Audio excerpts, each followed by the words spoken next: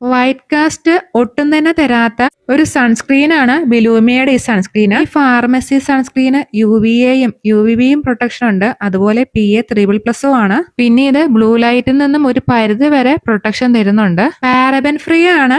അതുപോലെ തന്നെ ഫ്രാഗ്രൻസ് ഫ്രീയും ആണ് ഈ സൺസ്ക്രീന്. എല്ലാ സ്കിൻ ടൈപ്പുകാർക്കും ഇത് യൂസ് ചെയ്യാവുന്ന ഒരു സൺസ്ക്രീൻ ആണ്. സാധാരണ സൺസ്ക്രീൻ ഒക്കെ ഒരു ട്യൂബിലായിട്ടാണ് വരുന്നത് കണ്ടിട്ടുള്ളത്. ഇതൊരു പ്ലാസ്റ്റിക് ബോട്ടിലാണ് വരുന്നത്.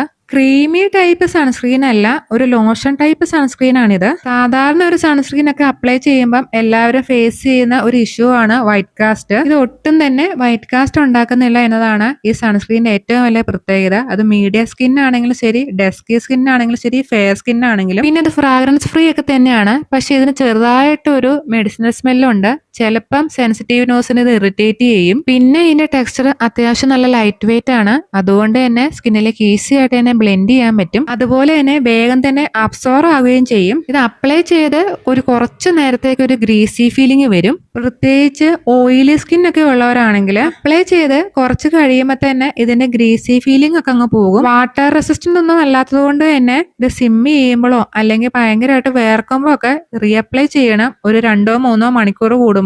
ഓയിലി ആയിട്ടുള്ള ആക്നെ പ്രോൺ സ്കിൻ ഒക്കെ ഉള്ളവരാണെങ്കിൽ ഇത് അപ്ലൈ ചെയ്യുമ്പോൾ ചിലപ്പോൾ ഹെവി ഫീലിംഗ് തോന്നാൻ സാധ്യതയുണ്ട്. പിന്നെ ഇത് അപ്ലൈ ചെയ്ത് കഴിഞ്ഞാൽ മാറ്റ് ഫിനിഷ് ഒന്നും അല്ല തരുന്നത്. ചെറുതായിട്ടൊരു ഷൈനിങ് ഉള്ള ഒരു ഡ്യൂവി ഫിനിഷ് ആണ് തരുന്നത്. ഡ്രൈ സ്കിന്നുകാർക്ക് സൂട്ടബിൾ ആകുന്ന നല്ലൊരു ഫാർമസി സൺസ്ക്രീൻ ആണ്.